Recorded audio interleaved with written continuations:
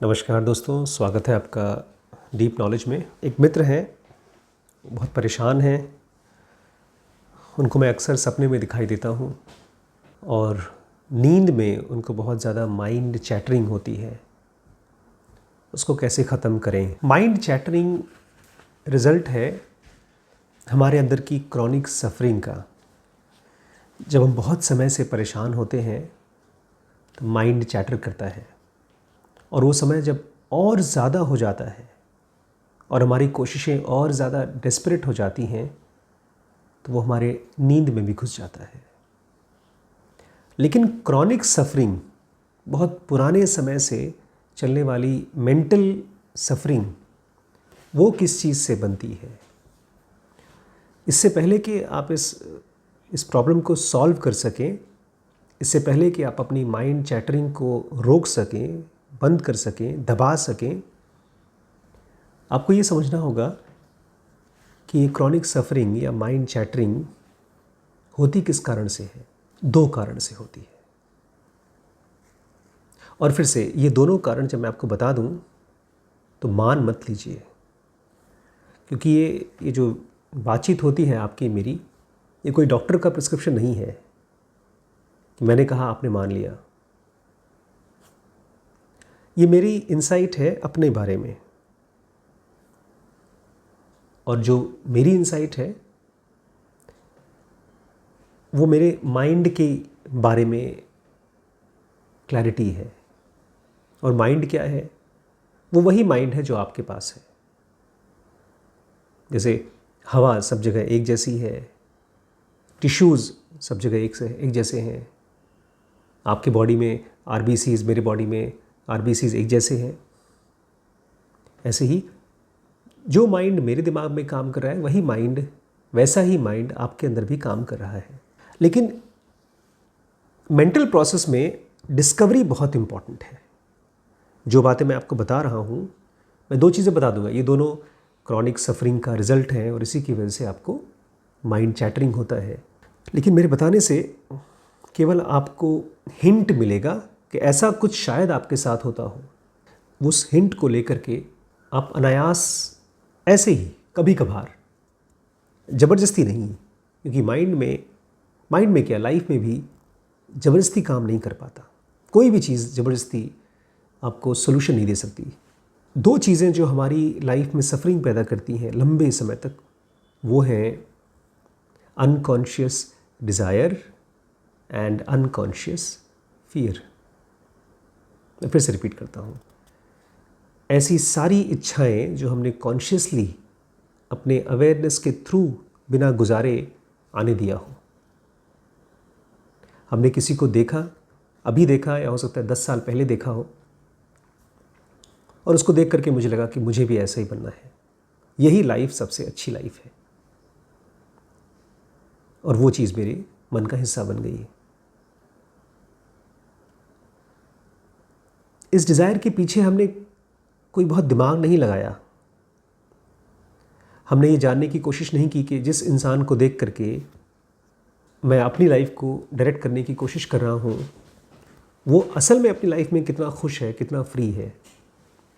इसके ऊपर बहुत हम दिमाग नहीं लगाते, बस हम देखते हैं और तुरंत हमारा सिस्टम वन, जिसको डैनियल kahneman कहते हैं ना, सिस्टम वन, एनिमलिस्टिक ब्रेन, जो इमीडिएट रिस्पॉन्ड करता है, वो ब्रेन एक्साइट हो जाता है, वो इमोशनल हो जाता है और उसको अपना बना लेता है, और फिर भूल जाता है कि वो कहाँ से उसने उस डिज़ायर को उठाया था। जैसे आज 90% जो जनरेशन है, बच्चों की जनरेशन, वो सब के सब बिलियनेयर बनना चाहते हैं, वो सब के सब एंटरप्रेन्योर बनना चाहते हैं।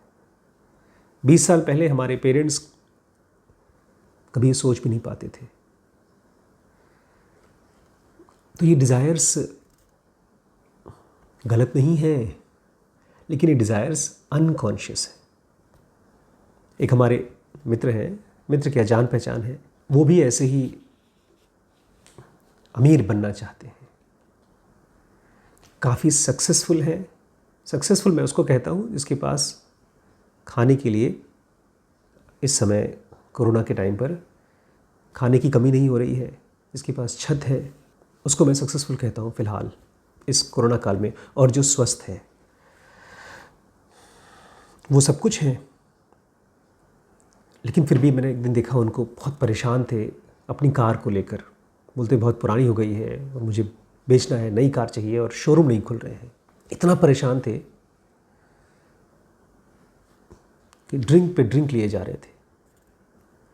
अच्छा, जब कोई चीज़ हमारे मन में चलती है, डिज़ायर चलती है, तो उसके अंदर कन्फ्यूजन पैदा करने के लिए और भी इंसिडेंसेस आ जाती हैं। क्योंकि बहुत कुछ महीने पहले उन्होंने अपने वाइफ को ताना मार दिया था कि मैं तुम्हारे लिए, वो जो कार उनकी पुरानी हो गई है वो उनकी दहेज में मिली हुई कार है, और उन्होंने अपनी वाइफ से कह दिया कि ऐसी ऐसी कार तो मैं 10 खरीद सकता हूँ और मुझे तुम्हारी इस कार का कोई बहुत वैल्यू नहीं है। और तब से उनकी वाइफ भी अब उनको ताना मारती है, ले लो अपनी कार।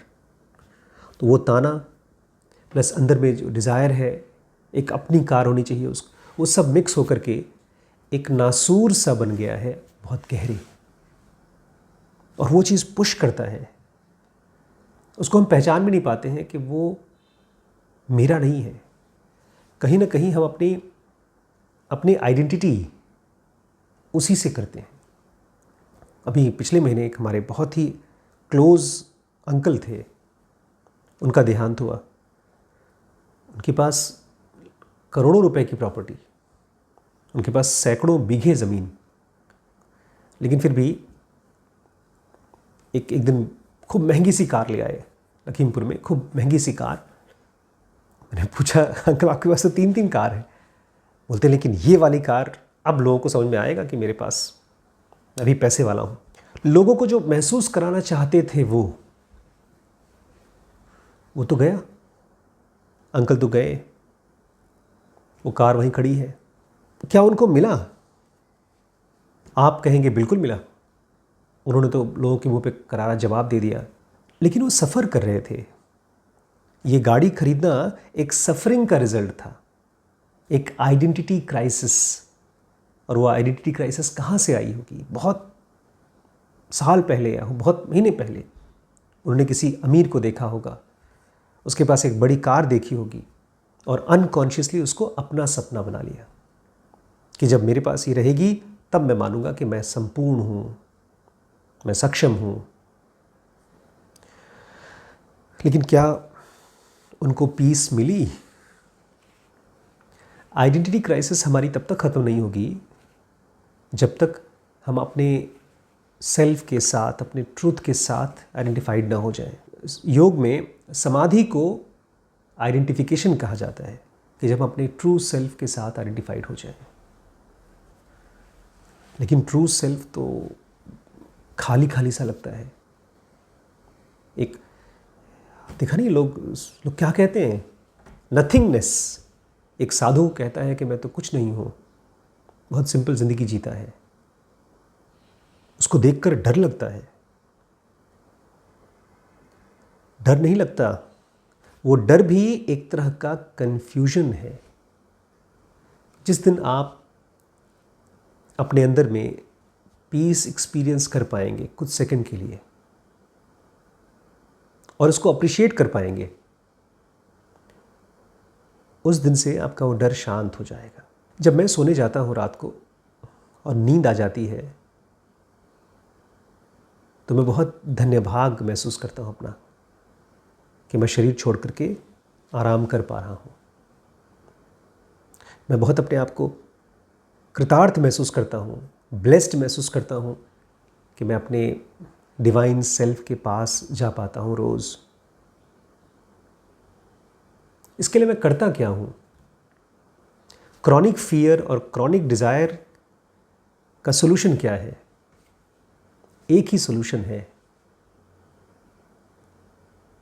अपने वर्स्ट फियर को और अपनी सबसे बेसिक डिज़ायर को जो पूरी नहीं हो पा रही है, उसको एक्सेप्ट करना, अपनी स्टेट को पूरी तरह से एक्सेप्ट करना, सरेंडर करना। हम सब भूल जाते हैं कि हमारी ज़िंदगी की अचीवमेंट्स, चाहे वो मटेरियल अचीवमेंट्स हो या स्पिरिचुअल अचीवमेंट्स हो, वो हमारी कोशिश का रिजल्ट नहीं है। इसीलिए हम कोशिशें रोज़ बढ़ाते जाते हैं, लाइफ में जो भी चीज़ें इम्पॉर्टेंट हैं, वर्थवाइल हैं, गहरी हैं, उसमें इस बॉडी और इस माइंड का योगदान 0.001% है। ढेरों कारण है। आज मेरे पास एक मोबाइल है या एक कैमरा है जिसकी मदद से मैं आपसे बात कर पा रहा हूँ। क्या वो खाली मेरी मेहनत का रिजल्ट है? अगर आप इस चीज़ को समझ पाएंगे तब दरवाज़ा खुलेगा सरेंडर का, तब दरवाज़ा खुलेगा कृपा का। पता है ना, ग्रेस कहाँ फैलता है, बारिश कहाँ होती है? एक पात्र में बांसुरी की खालीपन से सुर निकलते हैं। जब तक मैं मानता था कि मैं कोशिश कर रहा हूँ तब तक कुछ नहीं हो रहा था। अब तो मैं खाली खुश होता हूँ और किसी बड़ी चीज़ के लिए नहीं। अभी परसों की बात है, मैं रिम्पी से कह रहा था कि रिम्पी, मैंने ऐसी कोई चीज़ खोजी है, ऐसी कोई चीज़ मुझे मिली है जो हीरे की तरह है, जवाहरात की तरह है।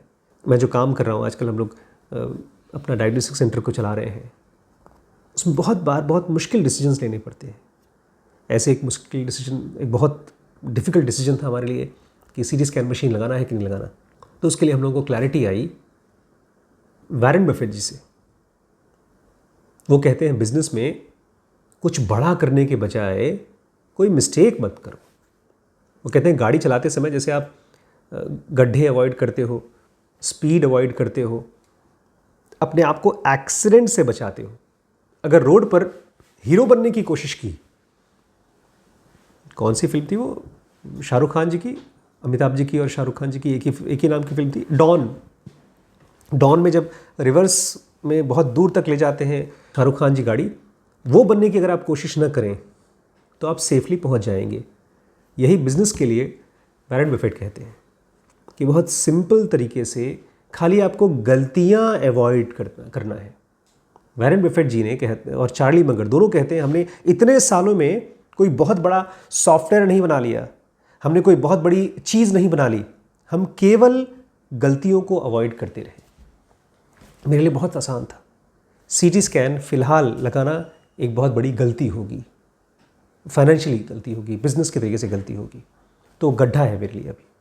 ऐसे ही लाइफ में जो छोटी छोटी एक्सीडेंट्स आप अवॉइड कर सकते हैं, या जो छोटी छोटी चीज़ें आपके पास हो रही हैं, जब तक वो बहुत इम्पॉर्टेंट नहीं हो जाएंगी, तब तक ये क्रॉनिक प्रॉब्लम्स, ये बड़ी बड़ी एम्बिशंस जो बहुत गहरे बैठी हुई हैं, वो परेशान करना बंद नहीं करेंगे। वजह खोजिए छोटी छोटी चीज़ों में खुश होने के लिए। और अगर परेशान हैं आप, किसी भी बात से परेशान हैं जिसके बारे में माइंड चैटर कर रहा है, तो उस चैटर को एक चैनल दीजिए। मैं हर रोज़ शाम को आपके साथ बैठ करके कभी बुद्ध की, कभी कृष्णमूर्ति की, कभी रमण महर्षि की, कभी खुद की स्पिरिचुअल इनसाइट्स को शेयर करता हूँ। ये भी एक तरह का चैटरिंग है, लेकिन ये चैनलाइज्ड है, ये बाढ़ नहीं है। माइंड चैटरिंग मतलब माइंड में ढेर सारे थॉट्स आ रहे हैं बाढ़ की तरह, लेकिन जब उसको आप दोनों तरफ से बांध बना देते हैं, आप कहते नहीं थॉट तो चाहिए मुझे, लेकिन इस टाइप के, ख़ास टाइप के थॉट्स चाहिए। फिर वो थॉट्स जा कर के आपके लिए एक दरवाज़ा खोलते हैं इनसाइट के लिए। जैसे एक डैम क्या करता है, बिजली बनाता है आपके लिए, उसमें फोर्स होता है। ऐसे ही डायरेक्टेड थॉट्स, चैनल्ड थॉट्स आपके लिए क्लैरिटी की ताकत होती है, फोर्स होती है, इनसाइट्स होते हैं। अभी बहुत बड़ी चीज़ नहीं है कि कोई मिस्टेक नहीं करिए तो आप सक्सेसफुल हो जाएंगे, लेकिन अपने आप में बहुत बड़ी चीज़ है। क्यों? क्योंकि ये याद नहीं आता। 100 थॉट्स आ रहे हैं, अनकोऑर्डिनेटेड थॉट्स आ रहे हैं, उसके बीच में ये जो एक छोटी सी बात लेकिन बहुत इंपॉर्टेंट बात है, और ये इंपॉर्टेंट बात खाली मेरे लिए इंपॉर्टेंट नहीं, मैंने पूरे सेंटर को समझाया है कि तुम लोग जो भी काम कर रहे हो, ब्लड टेस्ट कर रहे हो, अल्ट्रासाउंड कर रहे हो, एक्सरे कर रहे हो, किसी के पास जाके सैंपल लेकर आ रहे हो, मिस्टेक्स को अवॉइड करो।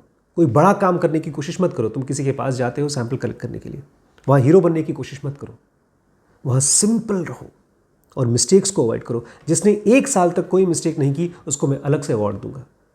लेकिन अगर आप हीरो बन के आते हैं और उसके चक्कर में कोई बड़ी ब्लंडर हो जाती है तो उससे मैं तुम्हें बचा नहीं पाऊंगा।